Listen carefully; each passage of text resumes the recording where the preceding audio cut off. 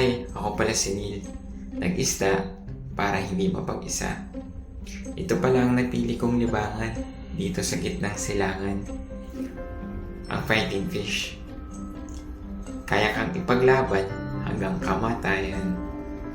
Ayan, ang topic natin ngayon. Yung water change. Napaka-importante sa isda ng water change. Kasi kumbaga sa tao, yung hangin na nilalanghap natin, sa kanila naman is yung tubig. So kapag marumi yung tubig,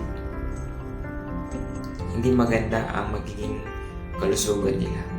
So ito, ang pag-regular water change sa mga isda is nakakatulong para mag-boost ang kanilang immune system, yung kanilang color, at kung mag-groom ka, every 3 days ang palit ng tubig.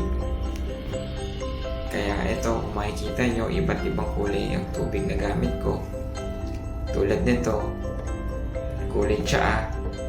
Ito yung tinatawag nila na talisay extract. Kung makikita nyo, ginagamit ito sa pang-groom sa isda. At maganda ang nagiging resulta. Tulad nito. Ayan. Super red.